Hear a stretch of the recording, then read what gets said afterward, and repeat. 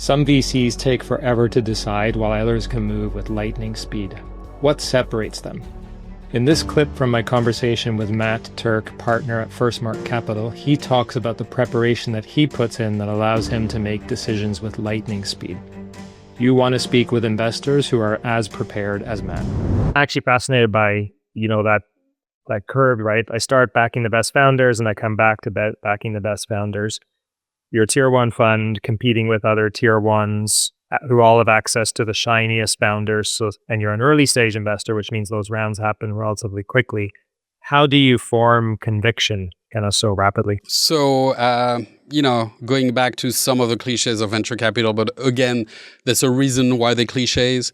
So prepared mind is something that, people may have heard about, which is this idea that, you do work upfront, and that can be industry work, that can be general company category work. It can be, founder work where you've sort of kind of fine-tune your own model, if you think of your mind as an AI, based on like founder data. But like you show up in those conversations with an opinion. And when it so happens that the founders match that opinion, then you know pretty quickly. And then, yes, you have to act fast in a context of maximum ambiguity. The world where for the best companies show up in your office, have 2 or 3 million in ARR, and are willing to answer all your questions, and are not talking to any VCs, and tell you have all the time in the world to make your decision. Yeah. That is long gone. And maybe it existed at some point, I don't know, in the 80s in Silicon Valley. Maybe even then it was not the case. But like in our world, that's just it's just not the case. But again, like you do this job long enough, you build. You sort of know very quickly in a conversation whether that's something that you're going to be excited about. And again, prepared mind, like you've done the work and like that whatever they're doing is interesting.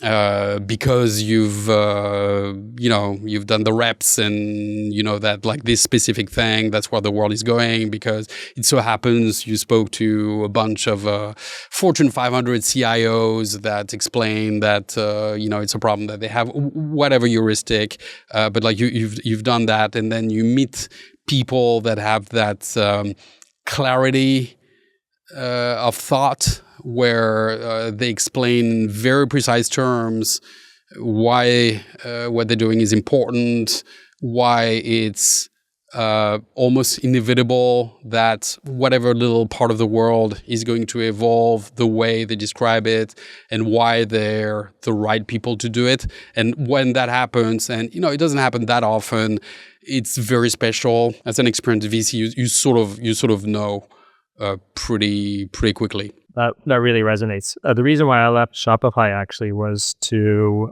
join a venture capital fund. I went to the dark side for a bit. Yeah, that I'm aware of. And one of my observations was that the best investments were based on a crisp, simple insight. It was crisp and easy to articulate.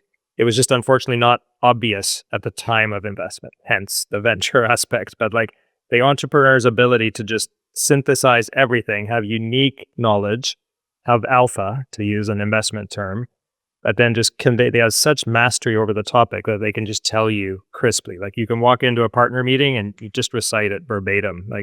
And so complexity, if the entrepreneur struggles to convey what they know, that for me was like a negative investment signal. No, that's